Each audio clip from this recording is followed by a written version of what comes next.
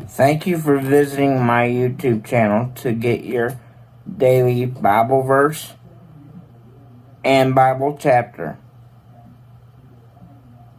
I hope you have a great day and come back each and every day for a new verse and a new chapter. Thank you and God bless. 2 Samuel 2. After all this, David asked God, "Shall I move one of the cities of Judah?" God said, "Yes, move." "And to which city?" "To Hebron." So David moved to Hebron along with his two wives, Abram and Jezreel,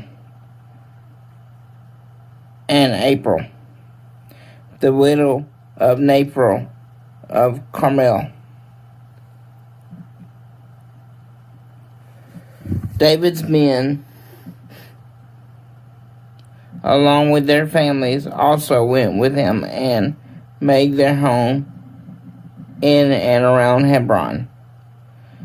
The citizens of Judah came to Hebron and there made David king over the clans of Judah. A report was brought to David that the man of Jabesh Gilead had given Saul a decent burial. David sent messengers to the men of Jabesh Gilead. "God bless you for this, for honoring your master Saul with a funeral. God honor you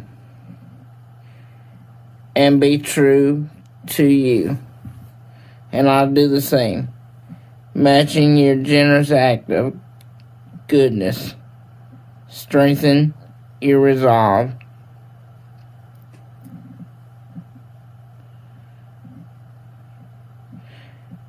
and do what must be done. Your master Saul is dead. The citizens of Judah have made me their king." In the meantime, Abner, son of Ner, commander of Saul's army, had taken Saul's son Ishbosheth to Mahanaim and made him king over Gilead, over Asher, over Jezreel, over Ephraim, over Benjamin, kings, as it turns out, over all Israel. Ishbosheth, Saul's son, was 40 years old when he was made king over Israel. He lasted only 2 years. But the people of Judah stuck with David. David ruled the people of Judah from Hebron for 7.5 years. One day, Abner, son of Ner, set out from Mahanaim with soldiers of Ishbosheth, son of Saul, headed to Gibeon. Joab, son of Zer, with David's soldiers, also set out.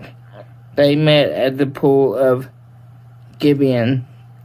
Abner's group on one side, Joab's on the other. Abner challenged Joab, "Put up your best fighters. Let's see them do their stuff." Joab said, "Good, let them go at it." So they So they lined up from the fight 12 Benjaminites from the side of Ishbosheth, son of Saul, and 12 soldiers from David's side. The men from each side grabbed their opponents' heads and stabbed them with their daggers. They all fell dead, the whole bunch together. So they called the place Slaughter Park. It was right there at Gibeon. The fighting went from bad to worse throughout the day. Abner and the men of Israel were beaten to a pulp. David's men, the 3 sons of Zeir, were present. Joab, Ab, and Ashel. Ashel as fast as the wild antelope on the open plain. Chased Abner, staying hard on his heels. Abner turned and said, "Is this you, Ashel?"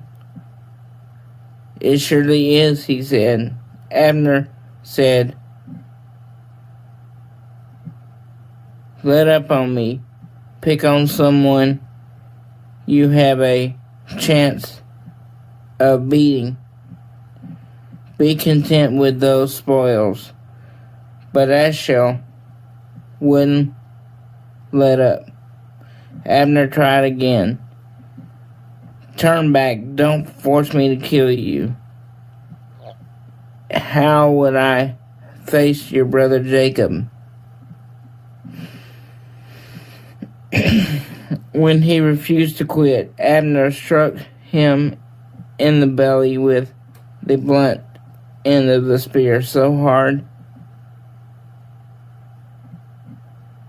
that it came out his back. Ashel fell to the ground and died at once. Everyone who arrived at the spot where Ashel fell and died stood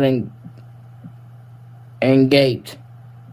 Ashel's dead, but Jacob and Ed kept up the chase after Abner. As the sun began to set, they came to the hill of Am that faced G on the road to the back country of Gibeon. The Benjaminites had taken their stand with Abner there. Deployed strategic on the hill, Abner called out to Joab, "Are you going to keep killing each other till doomsday? Don't you know that nothing but bitterness will come from this? How long before you will call off your men from chasing their brothers?" "As God lives," said Joab, "if you hadn't spoken up, we'd have kept up the chase till morning.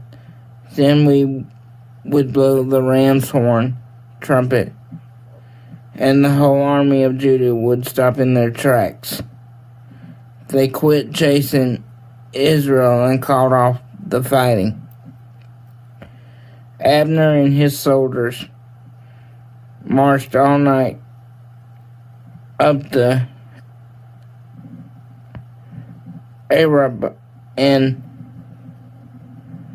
arrived at Mahanaim. After After Joab returned from chasing Abner, he took a head count of the army. 19 of David's men, besides Ashel, were missing. David's men had cut down 360 of Abner's men. All the Benjaminites dead. They brought Ashel and buried him in the family tomb.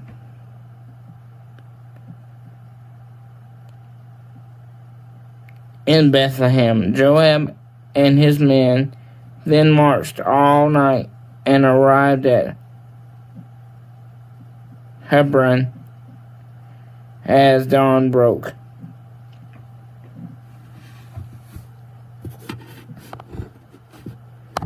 Isaiah 26:4. Trust in the Lord forever, for the Lord himself is the rock eternal.